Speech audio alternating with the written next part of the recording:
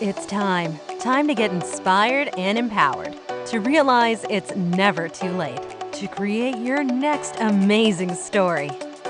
Get ready to break through, transform, and start living the life of your dreams. So, are you ready? Truly ready to begin your journey to create your next amazing story in life and love? Great. Let's jump in with your host, Life and Love Transformational Coach, Suzanne Oshima.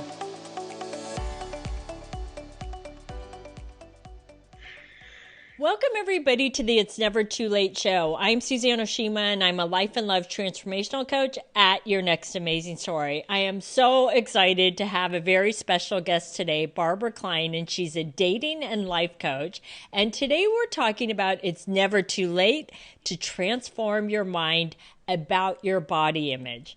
So welcome, Barbara. I'm so excited to have you here today.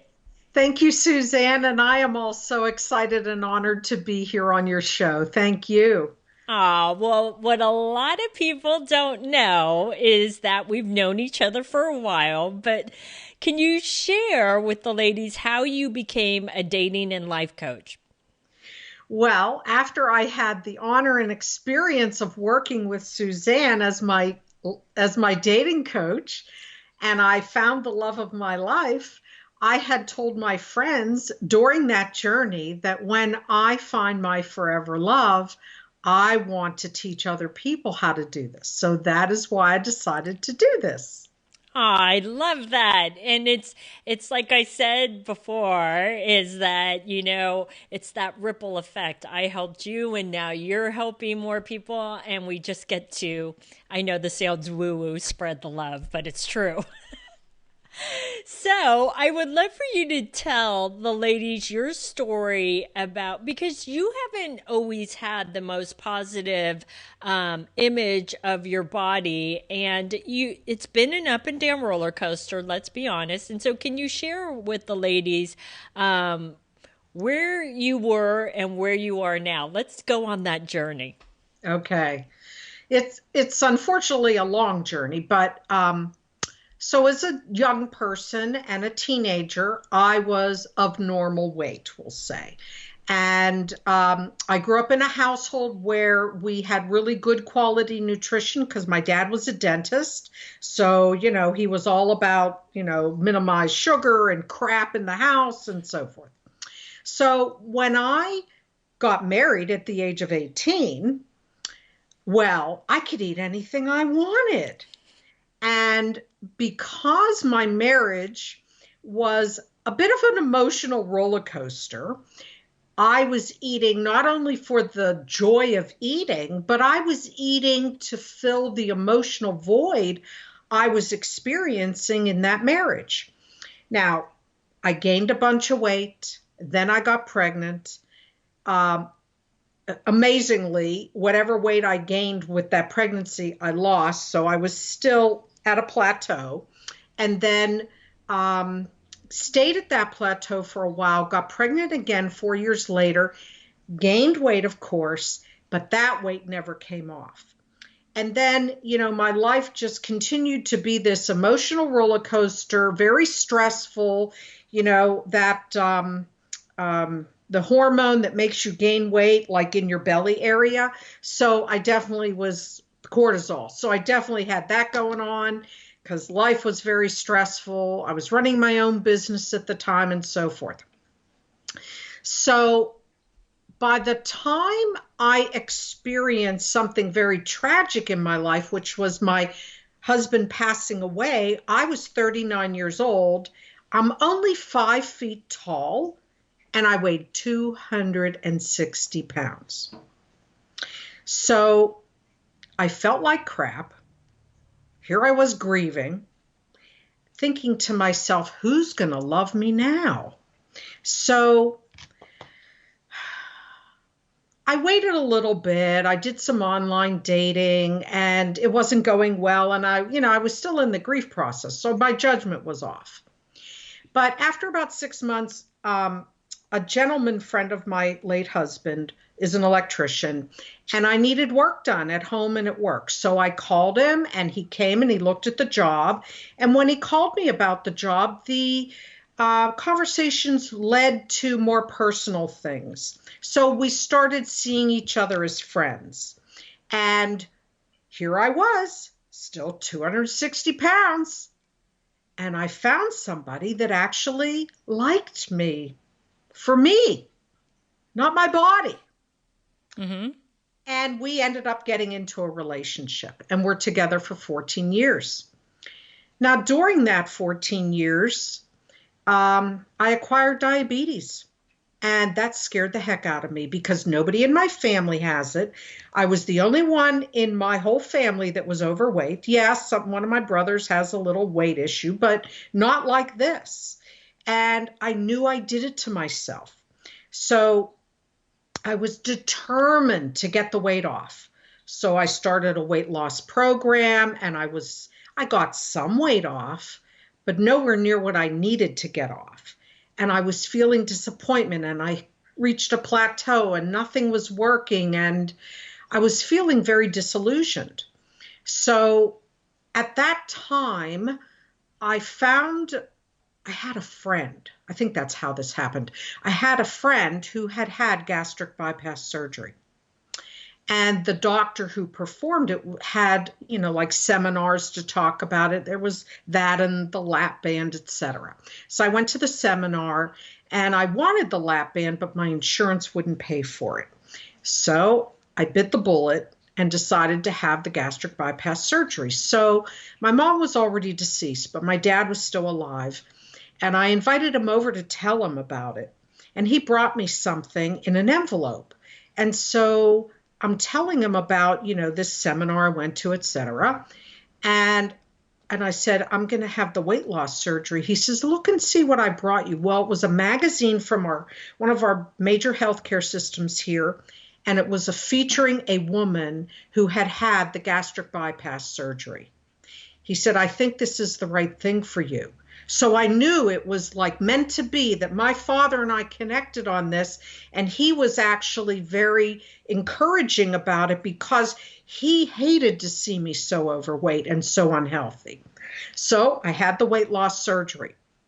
It took about 9 months to a year to lose 100, maybe a little bit more than 100 pounds. I felt wonderful. But I knew that sense of pride in myself, I didn't want it to affect my ego. I was very cognizant about that. So before I had the weight loss surgery, I'd, walk in and out of stores, and men would walk in and out near me. They wouldn't hold doors for me, but now they were. So I saw the difference, how my body image was affecting other people that didn't even know me. So that was an experience. And I took that in because I realized men are visual. They can be a bit superficial. They're not trying to get to know me, which is okay. They're just holding a door for me and being polite. But that was a mental exercise for me about paying attention to me. And then as that relationship was going on, what I realized after about 2 or 3 years, all of a sudden I noticed I was gaining my weight back. And I'm like, what's going on? Why am I emotionally eating again? So I really sat down and assessed how I was feeling, what made me feel different ways, and why I wanted to eat over it. Because one of the things I promised myself is that if I was going to go under the knife, because I'm not one to have surgery, I was not going to allow myself to gain the weight back as other people who have had that surgery have done. And I really went far beyond what other people do. I actually sought out a eating disorders therapist before I had the surgery to make sure mentally I was truly prepared for it. So I wanted to make sure I had all my ducks in a row. So when I started gaining weight and started realizing what was going on, I realized it was my relationship. And so we tried marriage counseling and talking about it, and everything still was my fault, and because of my dad and because of my late husband and da-da-da-da-da. And I thought to myself, he's not even thinking about changing, or what is his part in this? Mm-hmm. And so after a period of time, I guess I got fed up enough and I said, you need to move out. And he did. And that's where I was. So after he moved out, I immediately lost 10 pounds because I think I had gained, I don't know, 20, 30 pounds when I caught it. And then when I started ballroom dancing, which was one of the things that I gave myself as like, you need to take care of you now. Nobody else is going to do this. You need to figure out what makes you happy, what brings you joy. So when I started ballroom dancing, that was my exercise, and I lost another 10 pounds. So by the time I was ready to put myself out there and date, I really was comfortable where I was body-wise. Now, mind you, when I was at my highest, I wore a size 24. When I lost my weight, I was in a 14. And when I was growing up, I was in a 9. So there's a lot of change going on there. Of course, I had 2 children, etc. Right. So Barbara, let me ask you a question, because when you talked about, when you would go to stores and men wouldn't hold the door open for you. Now, yeah, I know men are visual, but what part of that was in your mindset of hiding and somewhat shrinking away so that people didn't see you? Because I do know that's also a part of it, right? Absolutely. So I was intrigued that men were noticing me at a lower weight. But I also didn't want to be seen that way because I wasn't on the market at that time, so to speak. And so, because I knew that could be a problem, because again, what I had heard in the past was marriages broke up, relationships broke up after the person lost the weight, because your self-esteem goes up. You realize what's not serving you any longer. But it took, I guess, it took about 5 years until that happened, when I had the surgery and then ended the relationship. Now, let's talk about, because as you're going through the weight loss process, did you wait to lose weight to date, or did you get out there and date while you were losing the weight? Oh, I definitely got out there while I was losing the weight. That wasn't going to stop me. So, for example, when I was 260 pounds, that didn't stop me from going online and seeking dates. Not at all. Were men attracted to you? I went on quite a few dates, so men were attracted to me enough to meet me. Yeah. And so what would you say to the woman that says, oh, no, I have to lose the weight before I get out there and date because no man is going to be attracted to me, or he's not going to accept me for what size I am? What would you say to her? I would say that, yes, there are superficial people out there in the world that only care about how skinny you are. But you know what? Those may not be the right people for you. The person that... I'm going to shift that. Okay. I'm going to say, those are not the right men for you. Thank you. Yes, I was softening it. But if a man is attracted to you, not only is it you physically, but it's who you are inside, how you present yourself, how you demonstrate your confidence and love of self. Because truly, what I realized through my dating journey over the last 8 years is that when I felt better about me, I came off better. It didn't matter whether I was in jeans and a t-shirt or an evening gown. If I didn't love myself, how could anybody else? How could I expect anybody else to love me and care for me? Would you take that statement one step further and say it doesn't matter if I was a size 9 or a size 24, it was more about on the inside? Oh, that's absolutely true. You know, I have many friends that have gotten into relationships within that 8 years that I got into a relationship. And some are thin and some are heavy. And, you know, they're in beautiful relationships. In fact, my friend who is large, she's married now to the guy. So body image doesn't really play a part, only inside your head. Yeah, I say size doesn't matter. It doesn't. It doesn't. It's about how confident you are about yourself, your self esteem, and knowing your self worth and what you have to offer a man. And so, Barbara, can you just share your journey to meet your Mr. Right? And did you try to lose weight to meet Ed, who you are now with? I didn't try to lose weight. I did lose a little bit more weight. So now I'm wearing size 12s. But I was on a hiatus for a few months, and then I decided to go back onto the online dating world. And I just decided, okay, I'm going to look at profiles and see who seems real, and I'm just going to send them a message that says hi there. And early in February of 2018, he responded. And his first response to me was, I didn't think you would be interested in me because I don't ballroom dance. And I said, that is not a deal breaker. Oh, I love that. I love that. So my last question for you, Barbara, would be, what would you say to the woman that is curvier, right?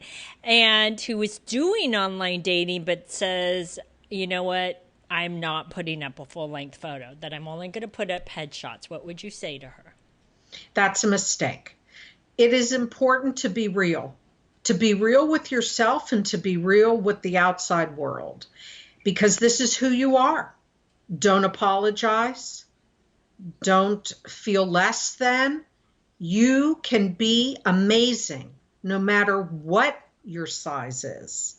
And love yourself, take care of yourself, do everything that you can do to uplift yourself, because you're going to be amazing no matter what. And be open to who might love you, because you just never know how special that person could be.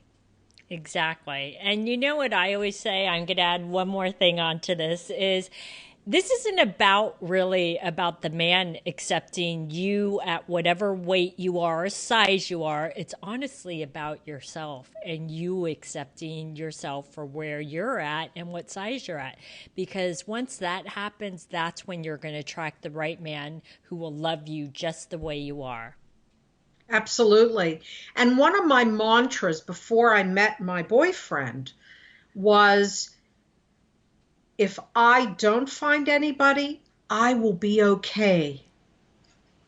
That is so true, and I want women to understand that. This isn't about losing weight or doing whatever to meet the right man. This is more about, being the best version of yourself, being okay with wherever you're at, accepting yourself, loving yourself. If you meet the right man, great. If you don't, you're still amazing, right? Absolutely. The thing that has evolved for me over the years is that I found my power. I found what I love. I found that connecting with other people it just fills my heart, and serving other people serves my heart. I love what I do, and I love that I'm able to help other people feel that love for themselves. Oh, I love that. So, Barbara, I know you have a free gift for the ladies, so can you tell them what that is? Absolutely. So my free gift is the do's and don'ts on a first date. So it does describe what you should do on a first date as well as what you should not do on a first date. And this comes from Barbara's firsthand experience. So, ladies, I would definitely go get that. If you're watching the video, you can click on the link right below the video. And if you're listening to the podcast, you can go to Your Next Amazing Story and you can go find Barbara's interview and get that free gift. So, thanks everybody for joining us on the It's Never Too Late show. Our show is available both in audio and video format, which can be found at yournextamazingstory.com. Love today's episode of the It's Never Too Late show? Then head on over to yournextamazingstory.com to continue the conversation, get access to show notes, and get more amazing content.